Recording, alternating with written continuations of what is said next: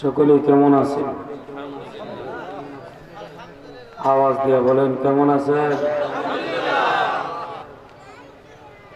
ভালো রাখছেন কি? অসুস্থ রাখে কি? সুস্থ করে কি? বিপদ দেয় কি? বিপদ নেয় কি? সব কিছুর মালিক কি? আর জুড়ে বলেন আল্লাহর নাম উচ্চারণ করলে গুনাহ হবে নাকি? জেল হবে? সমস্ত কাজে প্রশংসা হবে কার? আরো জুড়ে বলেন কার? সুদ খাওয়ার সময় কার? এদিকে সবাই বুঝি আল্লাহ।